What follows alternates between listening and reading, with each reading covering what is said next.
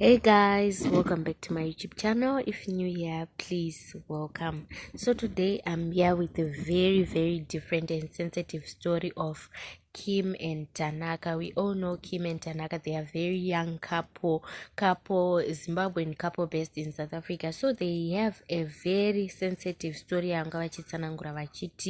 Ma bloggers, we appreciate your work of pushing us, but zvamakuita zvekubuditsa muchiti compare nemamwe ma-content creators, it's not fair because it won't bring out the best in us. It won't bring out the picture of us being content creators zvakuti unge bhozi vanhu vanenge vakukomenta zvisiri fair kwavari. So they are asking kuti panguva ine dai mambomira zvekuvaposta muchivakompeya nevamwe, mungovaposta ivo vakazvimirira as a couple, ivo vakazvimirira as content creators. And I really feel them in a way because pamunenge muchikompeya paipa panouya mamwe ma-hate comments anorwadza, ma-negative comments anokomentwa nevanhu anorwadza because maybe I like this person, I don't like this person. Maybe I like this person more, I don't like this person.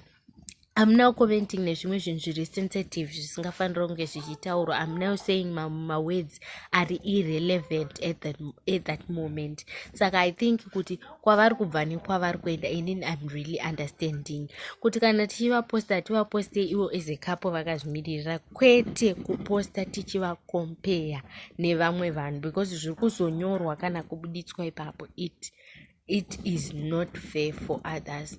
Tobva panyaya iyoyo toenda panyaya yaUncle Saint.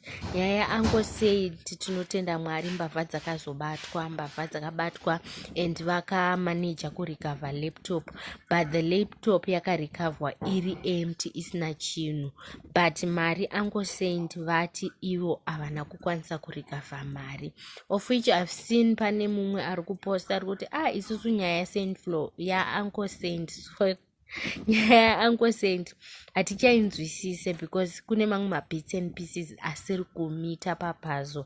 And I'm like, inini guys, kana munhu angobirwa hatingonzwisisai kuti munhu abirwa, zvoda kuzotsvaga kuvhundunyura kuti ase I think hazvichashande at that moment. Let's just be there for that person rather than kuda kuvhundunyura dzimwe nyaya. Kana vakavharwa vakaitwa sei zvakatoitika, at the end of the day vakatobirwa zvikatoitika. Saka let's just be there for him, tichiita se chivapa grace.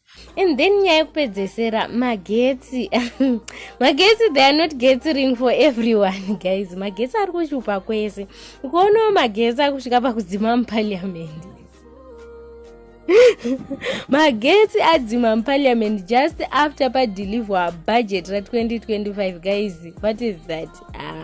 Zisa is not delivering guys what it's supposed to deliver. Magetsi kudzima muparliament zisa isadaro guys. Magetsi ari kunetsa zvavo but muparliament aiwa it is too deep. Vadipisa. Comment down below guys panyaya dzatataura dzatati nadzo nhasi. Comment down below. I want you guys to tell me your thoughts pamusoro penyaya dzatataura. Comment, like my videos and make sure you subscribe if you are not subscribed. Bye.